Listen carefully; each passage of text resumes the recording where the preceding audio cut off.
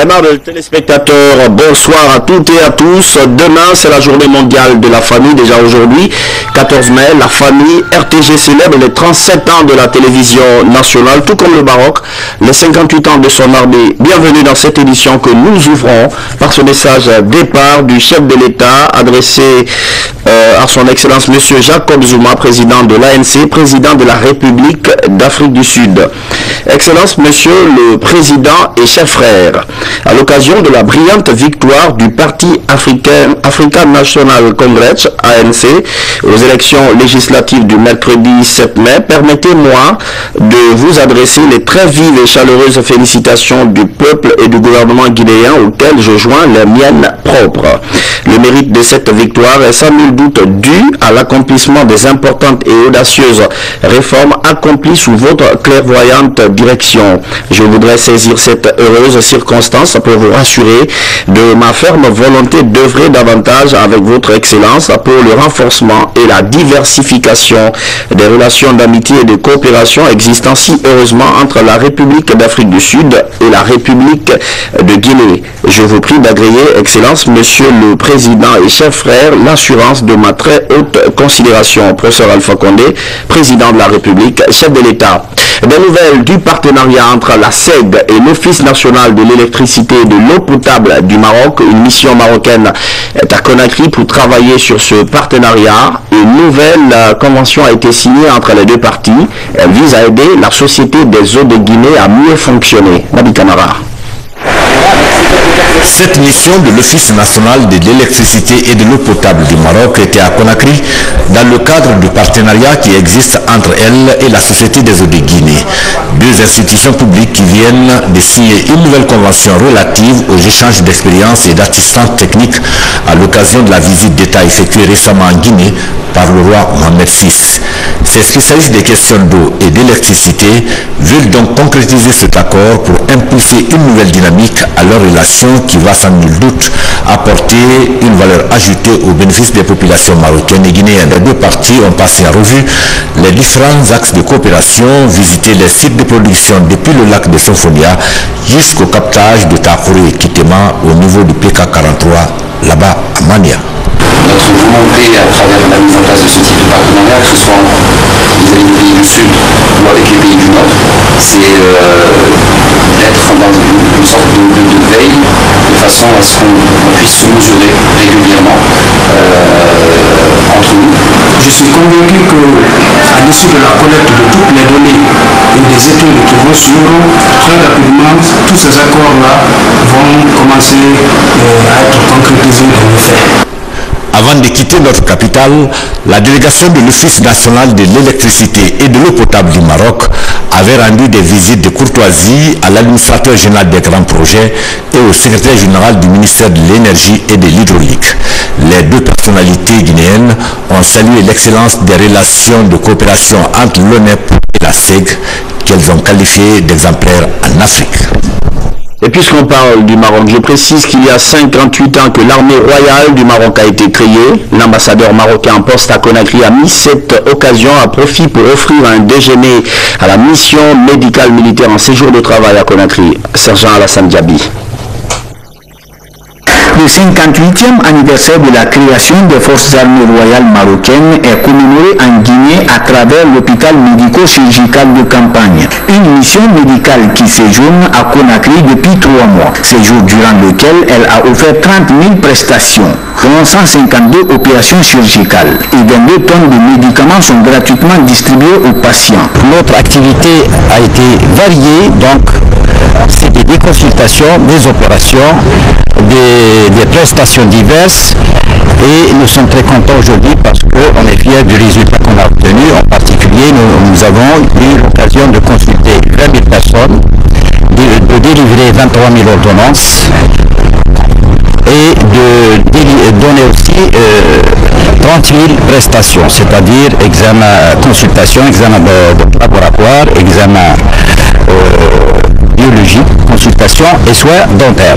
Cette mission médicale des forces armées royales marocaines qui devrait prendre fin ce 14 mai est prolongée de 2 semaines, conformément à la volonté des autorités guinéennes et marocaines. Cette mission témoignant des relations séculaires entre les deux pays, magnifie une fois de plus la volonté entre les deux plus hautes autorités de nos pays, je vous nomme le roi du Maroc, Sa Majesté Mohamed VI et le professeur Alpha Condé, d'aller la main dans la main en renforçant bien entendu la coopération entre le Maroc et la Guinée.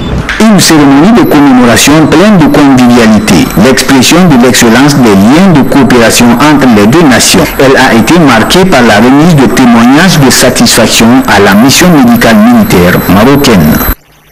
J'ajoute qu'une fête est en cours actuellement ce mercredi, donc elle est organisée au Palais du Peuple. Elle est offerte par le ministère de la Santé, du Patrimoine historique et l'état-major général des armées aux médecins militaires marocains.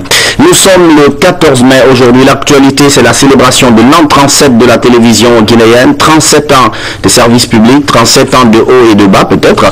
Beaucoup d'eau a coulé sous le pont. Des innovations ont été lancées, des ratés enregistrés. Et aujourd'hui, la télévision nationale fait ses premiers pas dans le numérique. Que peut-on garder de ces 37 années, Aïcha Diallo? Le 14 mai 1977 restera sans nul doute à jamais gravé dans la mémoire des Guinéens. C'est ce jour historique qui a permis au peuple de Guinée de franchir un pas de géant en s'appropriant, grâce à sa coopération avec la Jamaïria arabe libyenne, l'outil tant prisé de la communication durant le XXe siècle, la télévision. Les images de ce média de l'audiovisuel étaient tout d'abord diffusées en noir et blanc. Les techniciens et journalistes recrutés à l'époque au compte de la télévision d'État ont immédiatement bénéficié de stages et de formations académiques dans certains pays du Maghreb dans l'espoir de contribuer à la qualification et à la performance de la télévision guinéenne. Le must de ce média d'État était perpétuellement recherché et les programmes étaient surveillés à la loupe. Il y avait une bonne organisation, c'est qu'il y avait de rigueur, la gestion des hommes et la... Parce que vous voyez, tout dépend de l'organisation. Au milieu des années 80, la télévision nationale a commencé à produire des images en couleur et à embaucher des professionnels issus des écoles de journalisme. Mais le hic de ce média de l'audiovisuel demeure les sempiternels problèmes techniques. La télévision, c'est des moyens, et des grands moyens. Mais malheureusement, les moyens n'accompagnent pas pleinement la politique. Actuellement, la télévision guinéenne cherche à se hisser au sommet du paysage médiatique international dans le but de tenir la compétition rude qu'imposent les médias. Nous sommes dans cette sous-région et dans cette sous-région il y a d'autres télévisions nationales. Si nous sommes une télévision nationale, il faut que nous soyons regardés par nos téléspectateurs. En d'autres termes, il faut que nous soyons compétitifs. Donc nous avons travaillé dans ce sens. Nous avons fait en sorte que chacun dans ce secteur se mesure à d'autres dans le monde. Que la compétition ne soit plus entre nous, mais la compétition avec les autres. Et au niveau des techniciens, nous avons encouragé à venir vers d'autres secteurs. C'est-à-dire le monteur qui est capable maintenant de prendre la caméra et puis le caméraman aussi capable de prendre la plume et puis d'écrire. C'est-à-dire que nous avons une situation telle que n'importe qui peut faire tout le travail dans la maison. Donc nous sommes tous compétitifs. Aujourd'hui, je me dis que les Guinéens viennent à sa télévision. Par rapport à ce que nous avons apporté au niveau de l'habillage, au niveau des programmes, les Guinéens commencent à venir à la télévision, commencent à aimer sa télévision, commencent à venir à sa télévision, pas parce qu'il est Guinéen, mais parce qu'ils commencent à y trouver ce qu'ils cherchent ailleurs. Et donc c'est ça le sens de notre combat. Au début des années 2000, la télévision a en grande partie été transférée à la RTG Coloma, fruit de la coopération sino-guinéenne. Avec ce troisième millénaire qui favorise l'expansion de la communication, elle s'apprête à basculer, comme toutes les télévisions du monde, de l'analogique au numérique avant la date fatidique du 15 juin 2015.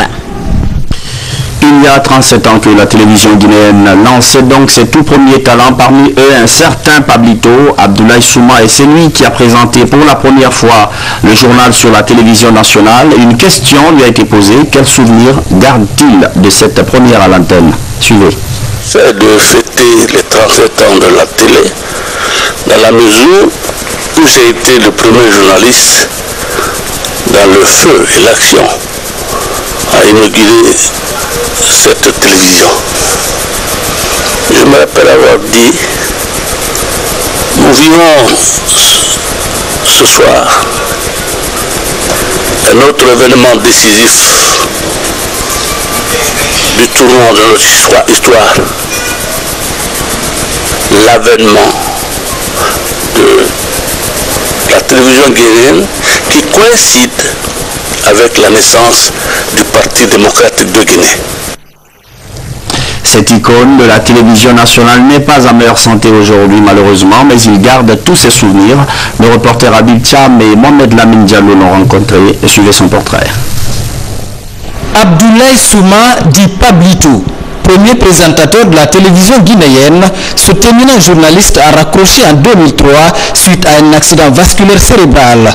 Depuis, le doyen Pablito lutte contre la maladie avec des souvenirs inoubliables de ce qui a été sa passion pendant de longues années. On croyait que j'allais faire mal, mais j'ai réussi à dire une phrase ce jour-là.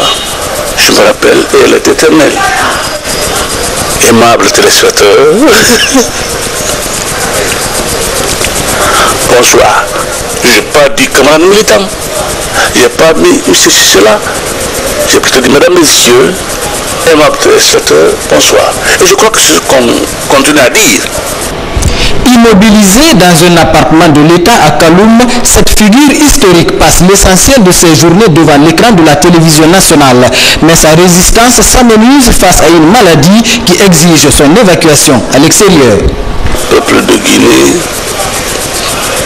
comme tu m'as vu le 14 mai 1977 à 20h, et c'était un samedi, je me rappelle, je suis toujours là. Pratiquement je ne te sers plus, mais spirituellement je te sers. Je ne suis pas le seul, il y a beaucoup qui sont malades et qui n'ont pas été suivis. Certes, Yamoussa m'a trouvé un passeport, parce que je l'ai appelé, je lui ai dit, il m'a promis qu'il ne pourrait pas avoir un visa des États-Unis pour moi. Mais je fais le tout pour un passeport et il l'a fait. En un mois, il me l'a amené. Plongé dans l'oubli, l'icône de la lucane joyeuse en Guinée nourrit quelques regrets, bien qu'il continue à souhaiter des lendemains meilleurs à ses confrères. Pour ses enfants, il préfère un autre métier que celui de journaliste, aussi ingrat que délicat. En attendant, on poursuit donc ce métier et on espère être digne de le succéder. Pour parler donc de ce 14 mai, de cet événement historique, je reçois sur ce plateau le ministre de la Communication, Aluseni Makanera Kake. Bonsoir, monsieur le ministre. Bonsoir. Alors, un anniversaire, ça signifie également qu'on formule des vœux. Quel est le premier vœu que vous formulez pour l'anniversaire de la RTG, je voudrais profiter des 37 ans de notre télévision nationale pour formuler mes vœux les meilleurs à l'ensemble des travailleurs, à ces grands journalistes talentueux qui ont fait rayonner notre pays sur le plan national et international, mais aussi à ces techniciens qui travaillent dans l'ombre et qui font progresser la maison. Je me rappelle que la première émission télévisée, c'était un 14 mai 1977, et la première rencontre, c'était une finale de la Coupe PDG qui a opposé le Kakandé Football Club avec le 7e arrondissement, et le Kakandé a remporté la finale par un score de 2-1. Vos souvenirs sont encore très précis, monsieur le ministre. On va suivre, avec votre permission bien sûr, ce qu'en pensent aussi les téléspectateurs, ceux qui nous regardent et pour qui nous existons vraiment. Une question, la même pour tous, 37 ans après, estimez-vous que la RTG tient le pari du changement? Des propos recueillis par Marouba. La télévision guinéenne actuellement, ils ont beaucoup amélioré leur station. Alors je crois que c'est très bien. Il faut surtout sensibiliser la population. La fête de la télévision nationale, ça me concerne beaucoup parce que j'aime bien la RTG qui fait un travail important, je le sais, malgré les difficultés qu'il y a. Je voudrais bien qu'au niveau de la RTG, qu'on diversifie beaucoup, si vous voulez, les reportages les domaines d'intervention. C'est extrêmement important parce que maintenant on commence à avoir une multitude de médias en Guinée, donc il faudrait revoir un petit peu le programme. En fait, ce qui ne me plaît pas sur la télévision nationale, parfois il y a souvent de coupures au niveau de l'image. Vous voyez, souvent si vous êtes en train de concentrer, vous êtes assis en train de regarder la télé, vous voyez que paf, le courant, ça part et ça donne vraiment le dégoût parfois. Il y a un petit changement. Alors vous savez, quand vous regardez, vous avez l'habitude de regarder maintenant, vous constatez, il y a quelques apports appréciables que nous pourrons quand même témoigner. Nous revenons donc sur ce plateau, Monsieur le ministre. Vous avez entendu les témoignages, les inquiétudes de ces téléspectateurs. En clair, on reconnaît des efforts, mais aussi quelques soucis à côté. J'ai envie de vous demander tout de suite de quelle télévision vous rêvez-vous, Monsieur le ministre? Aujourd'hui, nous rêvons une télévision qui va être non seulement un facteur d'unité nationale, mais un outil de développement. C'est vrai qu'il y a des petits problèmes, mais lorsque nous faisons une digression, c'est-à-dire nous regardons dans le rétroviseur, nous dirons que nous venons de très loin. Quand nous prenons les repères 14 mai 77, date de la première émission télévisée qui ne dirait pas plus d'1 heure de temps avec télévision noir-blanc, et en 86 nous avons connu une migration de noir-blanc en couleur, et en 2002 nous avons connu la montée satellitaire, et aujourd'hui notre vision, parce qu'avec la montée satellitaire ils ont favorisé la couverture démographique, c'est-à-dire les centres-villes, et aujourd'hui notre volonté c'est de faire en sorte qu'il y ait la couverture géographique, c'est-à-dire partout où vous allez vous retrouver sur le territoire national guinéen, si vous avez des dispositifs pour que vous soyez capable de regarder votre télévision dans la plus grande aisance possible. Et pour cela, le président de la République a fourni un grand effort. Il a donné plus d'une centaine d'ordinateurs à la RTG, des véhicules 4x4, mais plus de 45 émetteurs. C'est pour vous dire que nous fêtons cet anniversaire dans une dynamique d'un progrès très remarquable. Non seulement nous allons connaître la couverture géographique, mais aussi la migration de l'analogique au numérique qui va libérer une grande partie qui va permettre aussi d'apporter d'autres innovations. Il y a technologiques, bien sûr. Il y a tout de même des difficultés, vous en parliez tout à l'heure, nos téléspectateurs aussi en parlaient. Je rappelle qu'au nombre de ces difficultés, il y a des problèmes d'ordre matériel, manque de caméras, des problèmes d'ordre logistique pour le transport des travailleurs, Monsieur le ministre. Oui, je crois que c'est vrai, mais je peux dire que je peux acquitter la direction de la télévision nationale avec une circonstance explicative. Parce que quand je dis circonstance atténuante, c'est trop, pour la simple raison, vous savez, nous sommes en train de faire une migration. Aujourd'hui, il y a des équipements qu'on ne peut pas acheter plus cher, qui doivent tomber en désuétude moins de 2 ans. C'est pourquoi aujourd'hui, il y a certaines difficultés que nous sommes en train de chercher à résoudre. Parce que en 2000... pratiquement le 17 juin 2015, nous devons connaître notre transition de l'analogique au numérique. Donc, ce qui nous impose de faire des investissements importants sur le plan du numérique et non sur le plan de l'analogique. Des formations aussi, vous y avez pensé? Absolument. Aujourd'hui, il y a près d'une dizaine de journalistes qui doivent se rendre bientôt en Chine pour la formation et nous sommes en train de négocier pour d'autres formations et je le dis bien, la formation tant pour la presse publique et la presse privée. Puisqu'on parle de formation à l'extérieur, nous allons mettre le cap sur l'Allemagne où se tient le symposium des affaires publiques et des médias. Des représentants de plusieurs pays africains prennent part à ce rendez-vous mondial. La principale préoccupation en débat, c'est le renforcement du rôle des médias aux côtés de l'armée en période de crise. Isidore Gonona Nanamou était notre envoyé spécial à cet événement. Merci beaucoup, Monsieur le ministre, d'être passé dans cette édition d'information. Tout le plaisir est pour moi. On espère que vous allez y arriver. Merci. Comment améliorer les conditions de vie des populations dans l'arrière-pays? La question préoccupe le ministère de l'administration du territoire. Le ministre rentre d'un séjour à Cancan pour rencontrer les administrateurs territoriaux et élus locaux. Le ministre Alassane Condé les a appelés à être vraiment à l'écoute des citoyens. Mohamed Lamine Camara. 4 mois après avoir reçu sa lettre de mission, le ministre de l'administration du territoire et de la décentralisation entreprend ses premiers contacts à l'intérieur du pays. Kankan, la cité de Nabaya, est la première étape de cette tournée. Ici, face aux responsables territoriaux et élus locaux de la préfecture, le ministre Alassane Condé dévoile le contenu de sa feuille de route. Sur la restauration de l'autorité de l'État, le respect des règles de loi et aussi la protection des citoyens et de leurs biens. C'est aussi l'attention particulière que nous menons sur les conflits se passent entre eux, mais surtout les conflits frontaliers. Donc dans cette lettre de mission, tout est expliqué, nous permettant vraiment de préserver la paix, non seulement à l'intérieur de nos villes, mais aussi à nos frontières. Désormais, la course contre la montre est engagée pour accomplir cette mission, certes difficile, mais pas insurmontable. Au cours de cette rencontre, le chef du département a exhorté les représentants de l'administration à s'impliquer davantage dans la préservation et la gestion des conflits domaniaux récurrents dans les différentes localités. Il a en outre annoncé la dotation prochaine en tenue de commandement des sous-préfets du pays.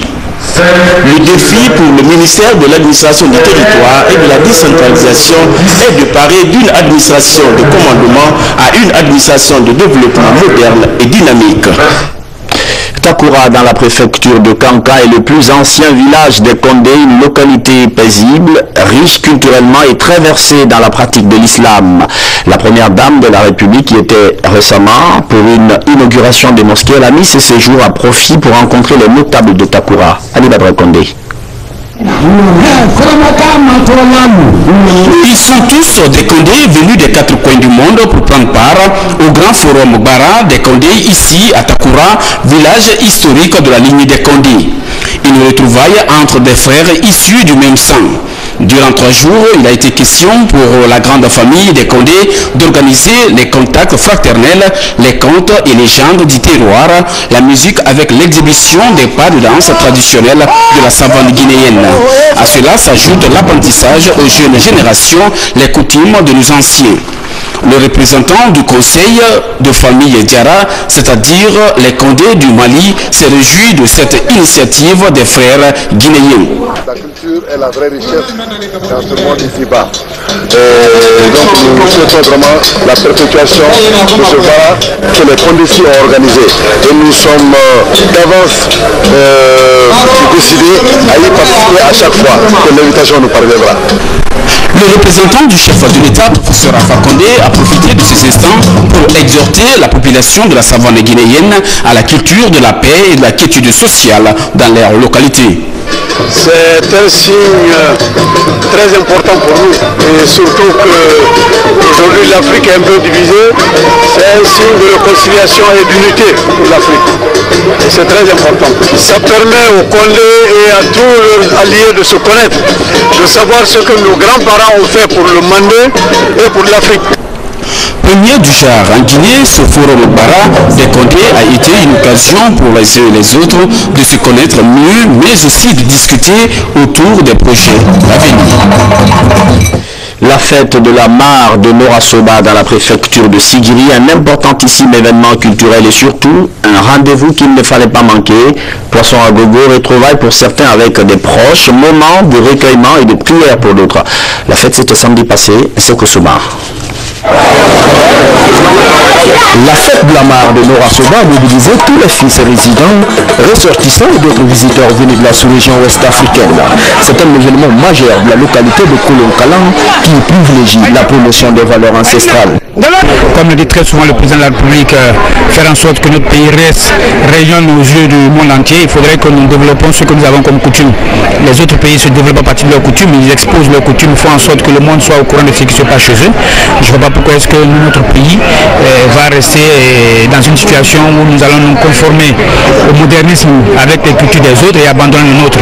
Je crois que c'est surtout ça l'intérêt de notre présence ici et c'est la mission que nous a assignée le président de la République. Ce que nous voyons aujourd'hui derrière nous, ça c'est la Guinée. La joie qui a toujours caractérisé la Guinée, l'entente qui a toujours caractérisé la Guinée. La particularité de cette fête, c'est que c'est la toute dernière occasion de réjouissance. Après ça, les jours qui vont venir, ce sera la célébration des mariages. Selon la tradition, ici, c'est un des sages de Norakoro, Moussaguri, qui donne le temps pour autoriser la pêche. Un moment fort et d'intense émotion. Je compris par là que la tradition reste maintenue à Guinée, un moyen de rassemblement. Ça me fait vraiment plaisir et j'ai des choses à raconter à ma petite famille. Une occasion pour découvrir et apprécier les danseurs de Bumbuba, la confrérie des féticheurs qui ont émerveillé l'assistance par des exhibitions sensationnelles. Lutte contre la fièvre Ebola, les opérateurs économiques rejoignent le mouvement. Ceux qui évoluent dans la filière importation du riz et d'arrêt de grande consommation viennent d'offrir 85 tonnes de riz à remettre aux familles des personnes affectées. Il y a eu d'autres dons et des recommandations pour l'assainissement de la ville de Conakry. Sur Dekera. Essentiellement composés de riz et d'huile, ces denrées sont mises à la disposition du gouvernement pour venir en aide aux familles victimes de la fièvre hémorragique à virus Ebola. C'est une action du collectif des opérateurs économiques spécialisés notamment dans l'importation du riz, de l'huile et d'autres denrées de grande consommation. Nous exerçons notre métier dans la paix et dans la plus grande tranquillité, dans la quiétude. Donc à ce fait, nous ne pouvons pas rester comme ça sans faire des dons symboliques. Donc cela nous a poussé à mobiliser tous les opérateurs. Tant que nous sommes, pas une seule personne qui a donné, c'est tous les opérateurs qui ont donné. C'est un geste qui nous va droit au cœur. C'est une solidarité incessante pour la nation guinéenne. Et il n'y a pas plus grand mot que merci pour ce genre d'opération. Et nous sommes vraiment satisfaits. L'importante partie de ce don revient à la région forestière, particulièrement à la préfecture de Guékédou, une préfecture qui constitue jusqu'à présent la principale poche de résistance de la maladie. Une journée de solidarité internationale est alors prévue dans la zone sous la bannière du ministère de l'Action sociale. Nous avons initié cette activité pour prouver à la population guinéenne que le gouvernement pense à eux, que tout ce qui leur arrive, nous pensons que c'est notre responsabilité. C'est pourquoi, comme Guékédou a été retenu comme l'épicentre de la fièvre hémorragique Ebola et qui parle de santé passe d'abord d'une alimentation saine, nous avons pensé qu'il faut secourir ces populations. Pour appuyer tous ces efforts et prévenir les épidémies, notamment dans la capitale Conakry, le chef de l'État offre ses 80 tonnes de riz au gouvernorat de la ville. Le geste est accompagné d'un important lot de matériel d'hygiène fourni par l'UNICEF. Ils viennent soutenir les efforts des autorités régionales de la capitale dans leurs efforts d'assainissement et de sécurisation de la ville.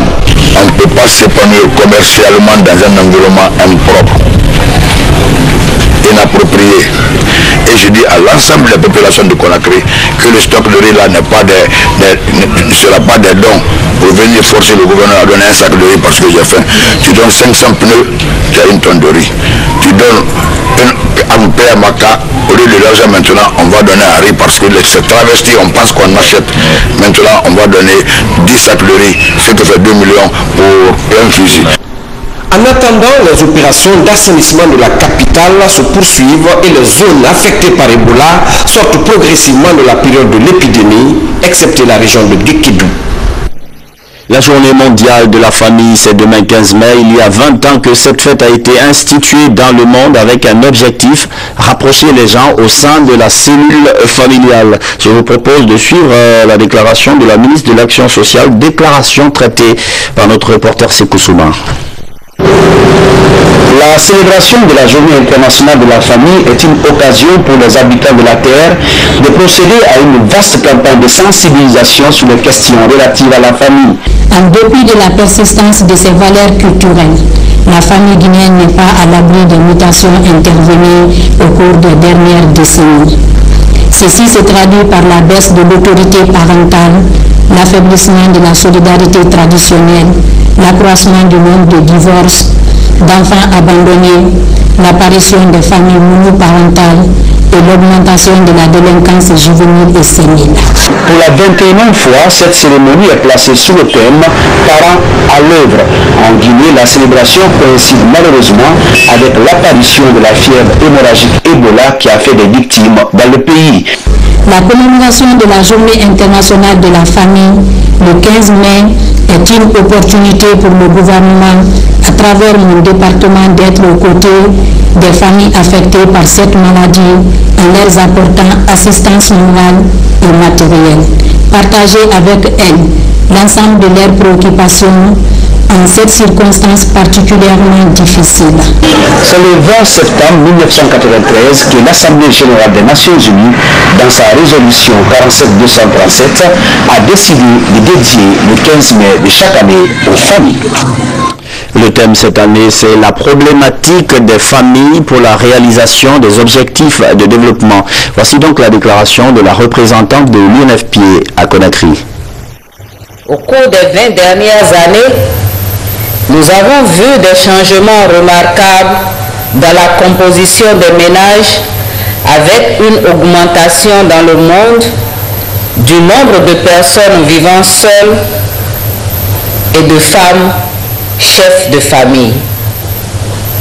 Le 20e anniversaire de l'année internationale de la famille est une excellente occasion pour reconnaître ces changements et appeler à de nouvelles approches, à de nouvelles politiques qui sont favorables à toutes les familles et qui aideront à combattre la pauvreté, à faire progresser l'égalité du genre, à assurer l'équilibre entre le travail et la famille et à promouvoir la solidarité intergénérationnelle. Aujourd'hui, alors que nous célébrons les familles et leurs nombreuses contributions à la société, j'appelle les gouvernements à créer des environnements qui prennent en compte toutes les familles par le biais, par exemple, de mesures qui permettent aux parents de concilier les responsabilités familiales et professionnelles, des mesures qui permettent la mise en place de politiques de logement, de politiques et programmes d'éducation et de soutien social qui reconnaissent la diversité croissante des arrangements domestiques. Bonne fête donc à toutes les familles de Guinée et du monde entier, tous demain à Guékédou, physiquement ou en pensée, pour la célébration de cet événement. C'est la fin de cette édition d'information. Merci de votre fidélité à la télévision nationale. Bonsoir.